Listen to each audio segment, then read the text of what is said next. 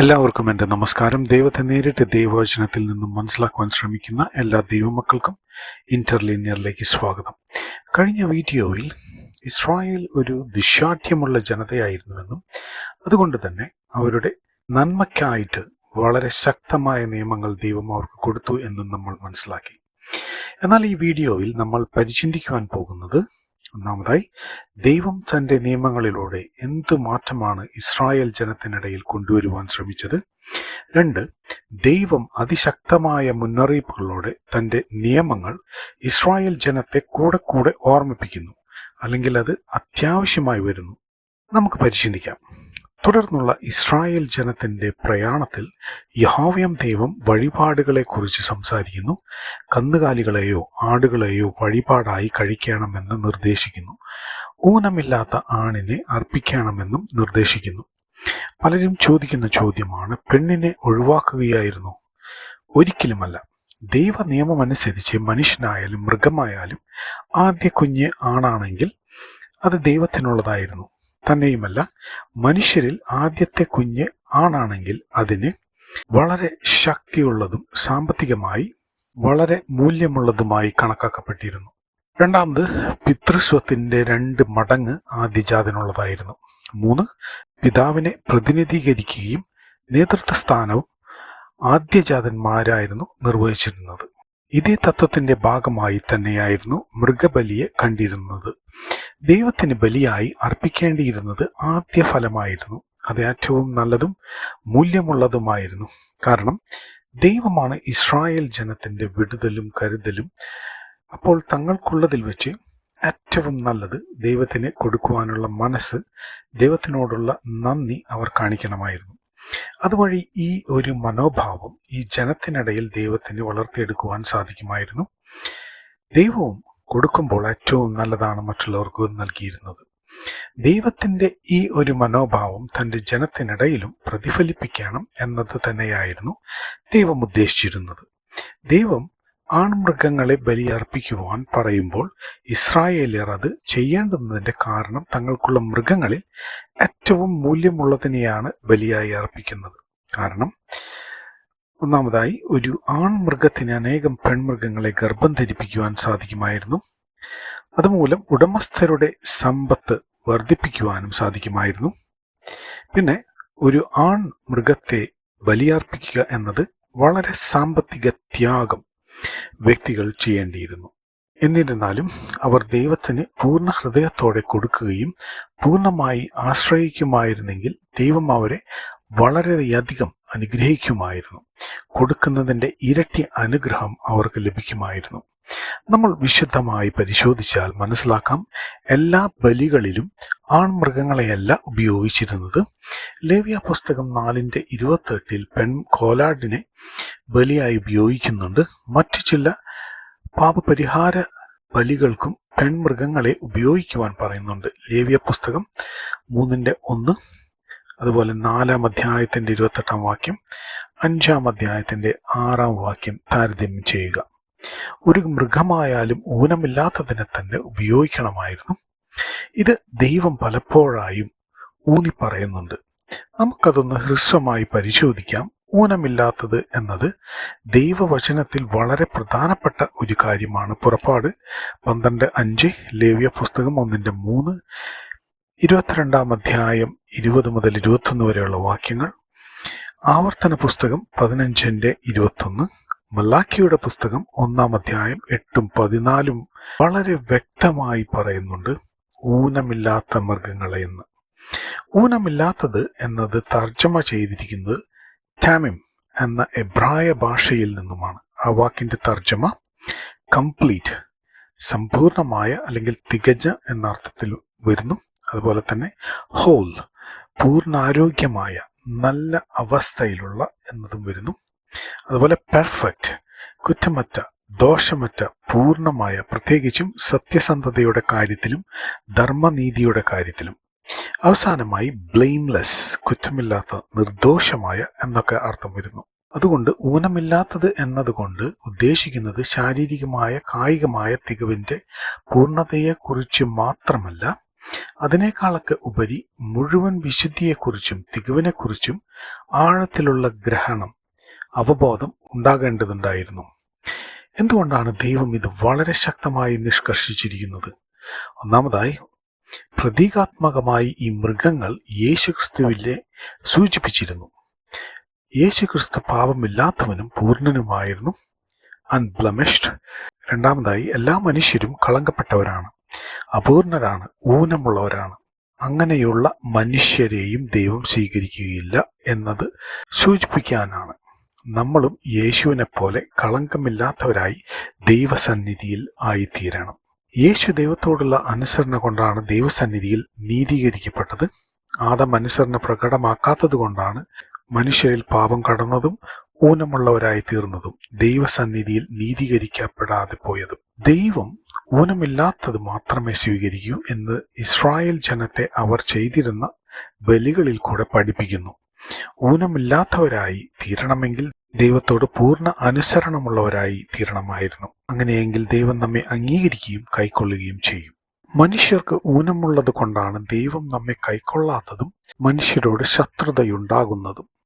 ഈ ശത്രുത മാറ്റുന്നതിനു വേണ്ടി, മനുഷ്യരെ ദൈവത്തോട് അടുപ്പിക്കുന്നതിനു വേണ്ടി യേശു ഭൂമിയിൽ വന്നതും ഒരു പൂർണ്ണതയുള്ള ഊനമില്ലാത്ത ബലിയായതും മരണത്തോളം ദൈവത്തോട് വിശ്വസ്തതയും അനുസരണയും പ്രകടമാക്കിയതും. യേശു എന്ന ബലിയോട് നമ്മളെ ചേർക്കപ്പെടണമെങ്കിൽ നമ്മൾ യേശുവിൻ്റെ ബലിയെ വിശ്വസിക്കുകയും യേശുവെ പോലെ ആവുകയും ചെയ്യേണ്ടതുണ്ട്. നമുക്ക് റോമർ 8:29 ഒന്ന് വായിക്കാം. അവിടെ ഇങ്ങനെ വായിക്കുന്നു: അവൻ മുന്നറിഞ്ഞവരെ തൻ്റെ പുത്രൻ അനേകം സഹോദരന്മാരിൽ ആദ്യജാതനാകേണ്ടതിനെ അവൻ്റെ സ്വരൂപത്തോട് അനുരൂപമാകുവാൻ മുൻ നിയമിച്ചിരിക്കുന്നു. എന്താണ് വായിച്ചതിൽ നിന്നും മനസ്സിലാക്കുവാൻ സാധിക്കുന്നത്? അവൻ്റെ സ്വരൂപത്തോട് അനുരൂപമാകുവാൻ എന്നാണ് എഴുതിയിരിക്കുന്നത്. അങ്ങനെയെങ്കിൽ മാത്രമേ നമ്മൾ പാപത്തിൽ നിന്നും വിടുതൽ പ്രാപിക്കുന്നതിനും ഊനമില്ലാത്തവരായി തീരുന്നതിനും ദൈവാംഗീകാരം ഉണ്ടാകുന്നതിനും ഇടവരികയുള്ളൂ. റോമർ 13:14 എഫേസ്യർ 4:22 മുതൽ 24 താരതമ്യം ചെയ്യുക. ദൈവം ഇസ്രായേൽ ജനത്തെ അടിമത്തത്തിൽ നിന്നും അത്ഭുതകരമായി വിടുവിച്ചു തൻ്റെ ജനമാക്കുവാൻ തീരുമാനിച്ചു. അത് ദൈവത്തിൻ്റെ ഇഷ്ടമായിരുന്നു. ഇസ്രായേൽ ജനം ദൈവത്തോട് പൂർണ്ണ അനുസരണം മാത്രമേ പ്രകടമാക്കിയിരുന്നുള്ളൂ. നമ്മളും അതുപോലെ തന്നെ പാപത്തിൻ്റെ അടിമത്തത്തിൽ നിന്നും നമ്മെ മുഴുവൻ മനുഷ്യവർഗത്തെയും വിടുവിക്കുവാൻ ദൈവം ഊനമില്ലാത്ത തൻ്റെ ഏകജാതനെ ഭൂമിയിൽ ഒരു ബലിയായി തീരുവാൻ ഇടയാക്കി. നമ്മൾ ആ ബലിയിൽ വിശ്വസിക്കുകയും ദൈവത്തോട് അനുസരണ പ്രകടമാക്കുകയും ദൈവേഷ്ടം പ്രവർത്തിക്കുകയും മാത്രമേ ആവശ്യമുള്ളൂ. ഇനി വിഷയത്തിലേക്ക് തിരിച്ചു വരാം. യാഗങ്ങൾ എങ്ങനെ കഴിക്കണമെന്നുള്ളത് വളരെ വ്യക്തവും കൃത്യവുമായി ദൈവം നിഷ്കർഷിക്കുന്നുണ്ട്. ഈ യാഗങ്ങളിലൂടെ ക്രമങ്ങളും നിഷ്കർഷിക്കുന്നത് ഇസ്രായേൽ ജനത്തെ ചിന്തിപ്പിക്കുവാനും തെറ്റ് ചെയ്യുന്നതിൽ നിന്ന് മാറി നിൽക്കുന്നതിനും അനുദപിക്കുവാനും ദൈവത്തോട് പൂർണ്ണ അനുസരണ പ്രകടമാക്കുവാനും ഇസ്രായേൽ ജനത്തെ ഇടയാക്കുന്നു. ദൈവം എത്രത്തോളം കർശനമായ വിട്ടുവീഴ്ചയില്ലാത്ത തൻ്റെ നിലവാരങ്ങളിൽ നിന്നും ഒട്ടും താഴാത്ത ദൈവമാണെന്ന് ലേവ്യ പുസ്തകം 10:1-2 വാക്യങ്ങളിൽ നമുക്ക് കാണാം. വീഞ്ഞും മദ്യവും അവരുടെ സംസ്കാരത്തിന്റെ ഭാഗമാണ്. എന്നാൽ സമാഗമന കൂടാരത്തിൽ കടക്കുമ്പോൾ മരിക്കാതിരിക്കേണ്ടതിന് വീഞ്ഞും മദ്യവും ഉപേക്ഷിക്കണം എന്ന് നിഷ്കർഷിക്കുന്നു.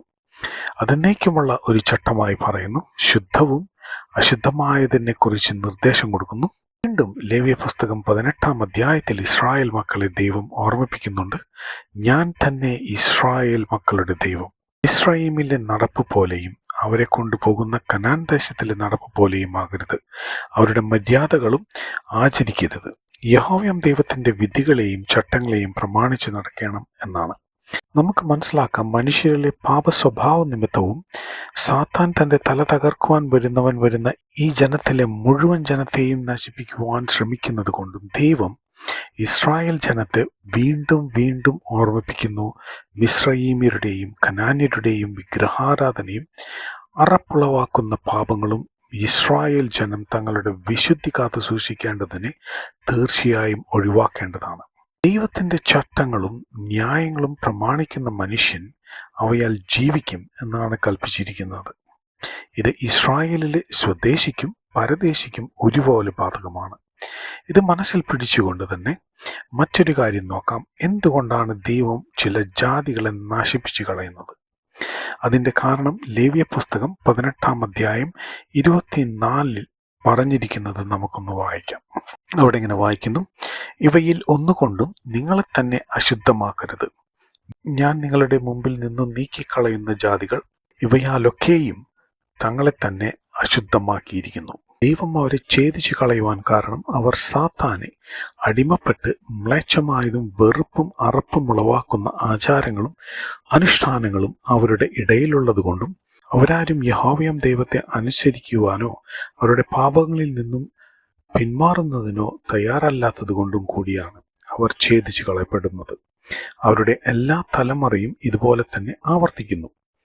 അതുകൊണ്ട് തന്നെ യഹോവയാം ദൈവം ഇസ്രായേൽ ജനത്തെ വീണ്ടും വീണ്ടും ഓർമ്മിപ്പിക്കുന്നു താൻ വിശുദ്ധനായിരിക്കുന്നത് പോലെ തൻ്റെ ജനവും വിശുദ്ധമായിരിക്കണമെന്നുള്ളത്. ദൈവം ഇത്രയും ശക്തമായി തൻ്റെ നിയമങ്ങൾ പാലിക്കുവാൻ നിഷ്കർഷിച്ചിരിക്കുന്നത് സാത്താൻ ഈ ജനത്തെ എപ്പോഴും ഉന്നംപിച്ചതുകൊണ്ടാണ്. അതുകൊണ്ട് ദൈവം തൻ്റെ നിയമങ്ങൾ എപ്പോഴും അവരെ ഓർമ്മിപ്പിച്ചു കൊണ്ടിരിക്കുന്നു.